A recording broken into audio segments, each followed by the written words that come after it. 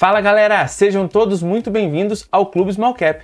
Meu nome é Leonardo Araújo e no vídeo de hoje vamos aprender um pouco mais sobre as categorias de ações. Isso é muito importante para você, investidor, para que você consiga definir e traçar qual é a melhor estratégia de acordo com o seu perfil e de acordo com os seus objetivos. E para que possamos iniciar a nossa categorização de ações, vamos aqui de uma forma simples e prática dividir com relação ao tamanho de mercado. Então, classificando essas empresas com relação ao tamanho de mercado, nós podemos classificar de uma forma simples entre empresas maiores, as chamadas large caps, ou também conhecidas como blue chips, e empresas menores, chamadas de small caps. E por que é interessante para o investidor ter essa diferenciação do tamanho de mercado e do tamanho da empresa? Porque as empresas maiores, as large caps, elas já estão mais consolidadas, elas já detêm um tamanho maior de participação do mercado, ou seja, o seu market share, e também por isso acaba dificultando um pouco no aumento das suas receitas, no aumento significativo do lucro no curto e médio prazo. Já empresas menores, as small caps, elas podem ter a oportunidade, ou seja, a possibilidade de crescerem de uma forma um pouco mais rápida. Afinal, não possuem uma participação muito grande daquele mercado. E isso permite ela, às vezes, ter uma maior receita, maior lucro e isso refletir nas suas cotações. Bem, agora que você entendeu essa diferenciação no tamanho da empresa, como que é feito o cálculo para saber o tamanho de uma empresa? De uma forma simples, o market capitalization, ou seja, o tamanho de mercado, é obtido da seguinte forma. Você multiplica o número de ações disponíveis pelo preço atual daquela ação. De uma forma bem simples, é quanto você precisaria realmente pagar para comprar aquela empresa toda. Vamos a um exemplo para ficar mais fácil.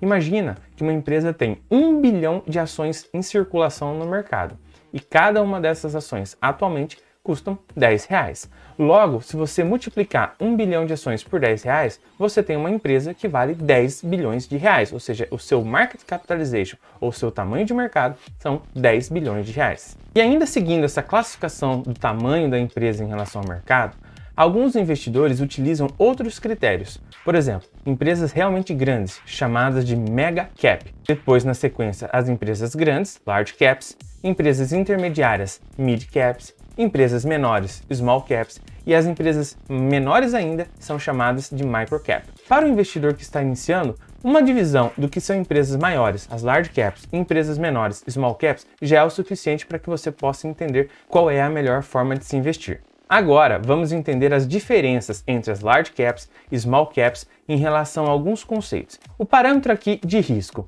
Bom, as large caps geralmente apresentam um risco mais baixo, enquanto as small caps um risco maior. Só que isso não é uma regra, simplesmente aqui porque as empresas maiores já estão consolidadas, possivelmente já têm seus produtos consolidados no mercado, ou então seus serviços, e atende uma grande quantidade de pessoas. Então, essa estabilização acaba reduzindo o risco de mercado dela.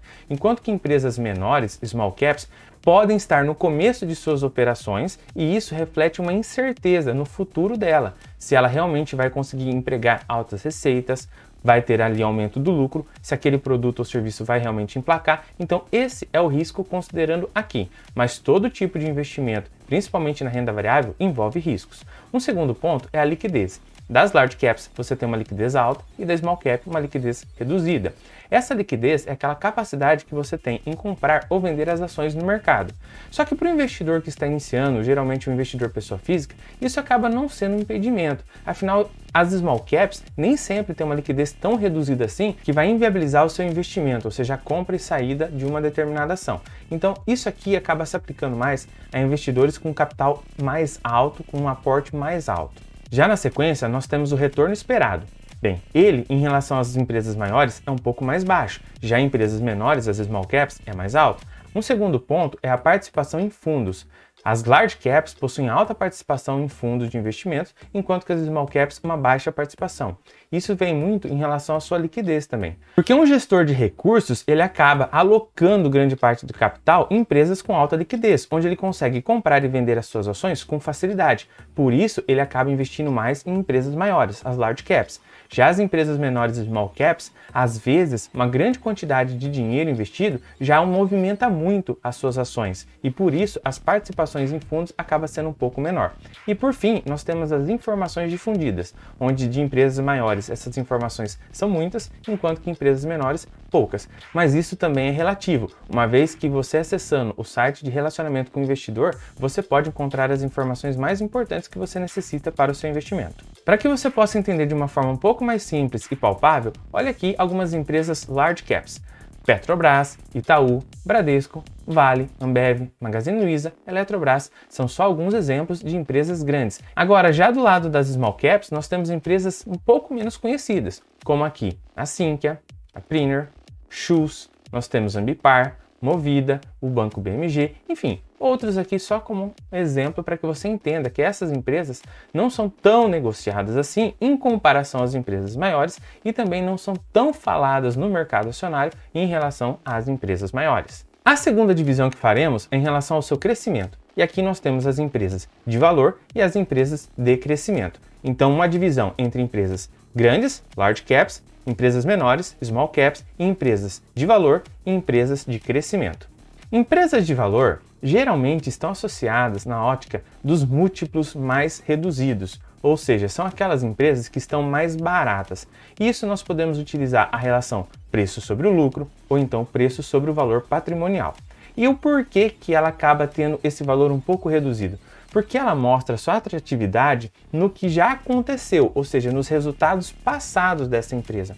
O lucro que ela teve ao longo dos anos, os produtos que foram vendidos ao longo do tempo e que mostrou má assertividade, ou então os seus serviços que também mostrou má assertividade. Então o investidor compra essa ação baseado nesses resultados passados. E aqui não está embutido no preço uma valorização dessas ações, ou seja, um crescimento esperado muito alto das suas receitas, dos seus lucros. Isso não é o que vai fazer você investir ou não na empresa. Simplesmente, se ela manter aqueles resultados passados, por já ter um preço mais atrativo, já são empresas de valor. Só como referência, para você ter um exemplo, o Banco do Brasil pode ser considerado uma empresa de valor. Olha só, ela já mostrou seus resultados ao longo do tempo. Então ela tem essas oscilações de normal, que é do mercado acionário, mas em alguns momentos você consegue comprar essas ações a um preço atrativo. É uma empresa de valor. Um outro exemplo, a Eletrobras. Também já uma empresa madura no seu setor, que não tem ali um crescimento esperado tão grande, mas ela vem entregando seus resultados ao longo do período. Um outro exemplo aqui também, um banco, que é o Banrisul. Ao longo do período, ele vem mostrando ali a sua lucratividade, vem mostrando que seus serviços são entregues da forma correta.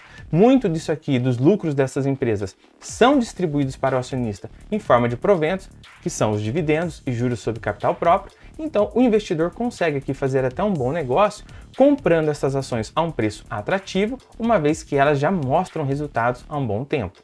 Já as empresas de crescimento são aquelas que exibem uma taxa mais robusta no aumento das suas receitas e dos lucros, ou seja, são aquelas empresas onde o mercado espera um aumento das suas receitas, um aumento dos lucros ao longo do tempo.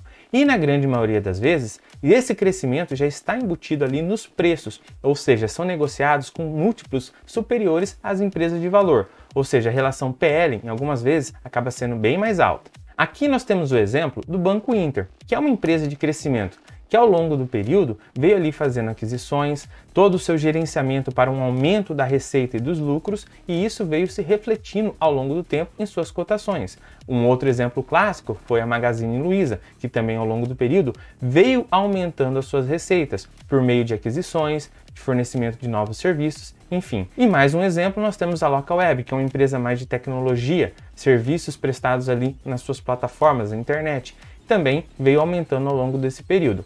Essas empresas, como foi falado, elas têm uma expectativa mais alta de entrega de receitas e lucros no futuro e por isso os seus múltiplos acabam ficando mais altos. E por fim, uma última classificação, que são as empresas em situações especiais. São empresas que enfrentam situações difíceis. Essas empresas que passam por essas situações especiais também são chamadas de turnaround. E elas são um pouco mais difíceis para o investidor identificá-las e também para analisá-las. Afinal de contas, geralmente são empresas com graves problemas administrativos, dívidas altas ou que cometeram deslizes estratégicos ao longo da sua vida. Realmente são empresas mais difíceis de você conseguir identificar e também de investir de uma forma segura. Afinal, estão em situações difíceis e toda a gerência, a gestão vai ter que modificar alguma coisa para que ela volte ao caminho do crescimento. Mas o grande ponto aqui é que essas ações, na grande maioria das vezes, estão subvalorizadas. O mercado tem um medo em relação a elas e isso deixa suas cotações bem para baixo. Aquele investidor que conseguir identificar um ponto de virada, um turnaround, pode ter ali retornos expressivos investindo em empresas como essas.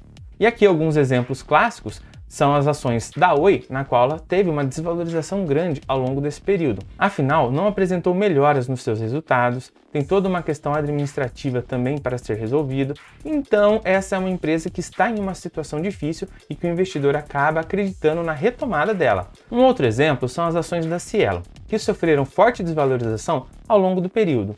E isso também é por causa do mercado onde essa empresa está inserida. No caso, as máquinas de cartão, que veio sofrendo uma certa transformação do mercado e isso acabou batendo muito em suas cotações. E um outro exemplo também é a Cogna Educação, que nos últimos anos veio apresentando uma forte desvalorização de suas ações, afinal aumentou sua dívida, teve uma redução da sua receita e se encontra num processo um pouco mais complicado. Logo, o ideal é que o investidor realize o investimento sim, se ele quiser, mas de uma forma bem cautelosa, ou seja, gerenciando o risco e colocando uma quantidade de capital que não afete muito a rentabilidade, caso essas empresas realmente não consigam reverter a situação.